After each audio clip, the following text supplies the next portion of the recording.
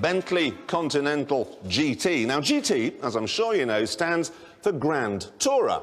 So I took it on a grand tour to God's waiting room, the English Riviera.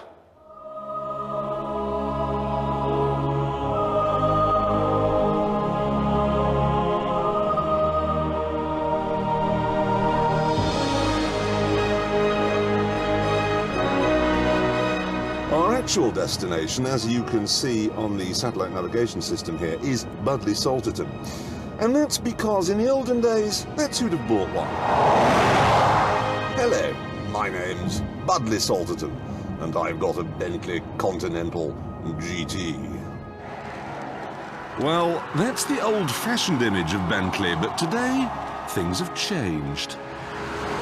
There's no way the aristocracy is going to buy this car. I mean, these days they have to burn their children just to stay warm. And all their furniture's held together by the moths that ate it. All their houses are drafty and cold. Look, there's a classic aristo house there. Look at that. Because this costs £110,000, it's not a car for people who roast their children.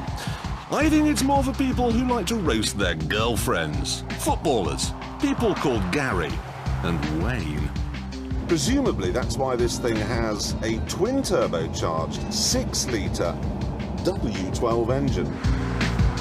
Because you see, that way you'll be able to get from the shops to your drugs test in no time at all. A colossal 550 brake horsepower gives a top speed of 198 miles an hour and 0 to 60 in 4.7 seconds. This, in other words, will outgun a Ferrari 575. Normally, I will do anything to steer clear of the A303 because you always get stuck behind someone with enormous ears in a J-registered Rover 214, or, of course, a caravan. But in this it's no problem because you simply ease the gear lever into S for Star Trek warp factor mode and then engage the turbos. Whoa! That is so fast. We only need the tiniest little gap. There it is.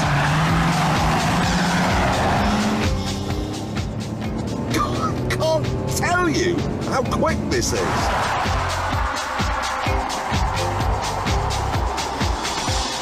And yet, despite this ferocious power, and it is ferocious, there's no sense when you're in here that you're in a stripped-out, hunkered-down racer.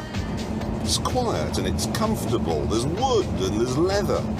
It's like doing 5,000 miles an hour in Douglas Bader's sponge bag.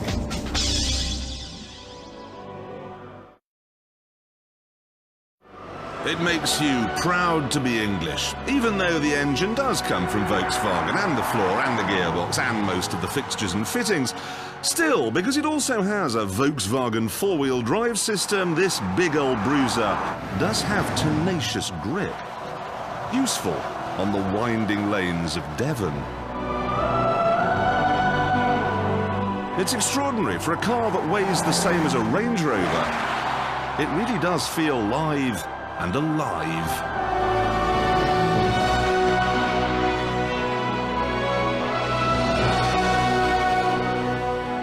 It even stops properly because it has the biggest brakes ever fitted to any car. And it's a handsome brute as well. Even though it was styled by a Belgian, it'll look good parked between the pillars of a footballer's Cheshire mansion. However, behind the 18th century veneer, the interior is less successful. First of all, there's this door.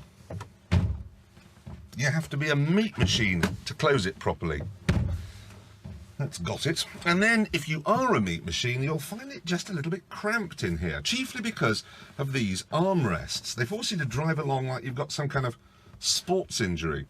And if you put them down, listen, driving along, how long before that would drive you up the wall? They are completely pointless.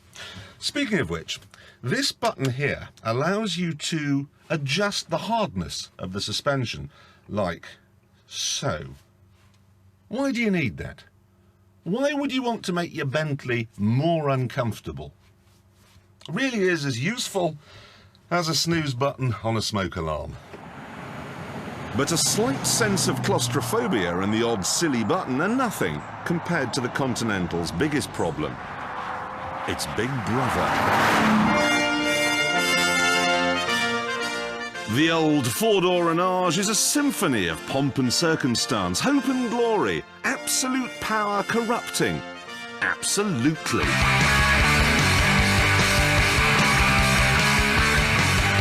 Oh, it isn't very good, but there's such a sense of occasion when you drive it.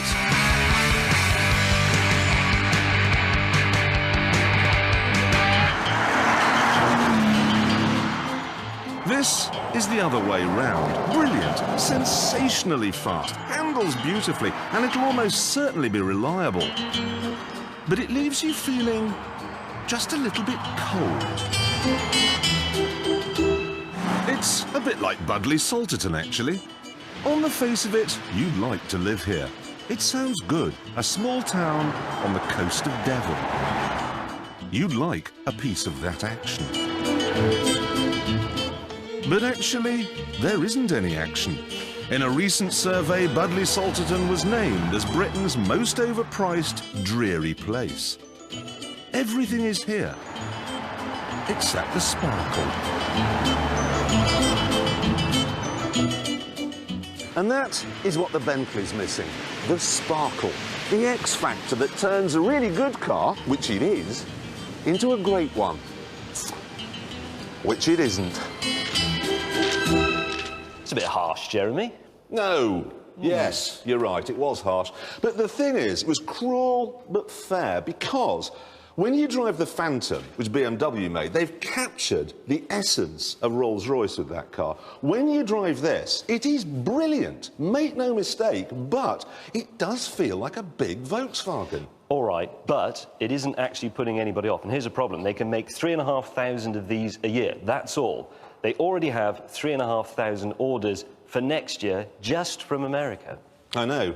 And the sort of people who've ordered these things aren't the kind of people who like to be kept waiting. Bentley were telling me the other night when I ran into a few of them at a party, and they were saying that they've had people phone up saying, if I don't have my car by Easter, you're not welcome in my restaurant, or you're not welcome in my football club. They even had one call up and say, if I don't have mine by Christmas, you're not welcome in my country.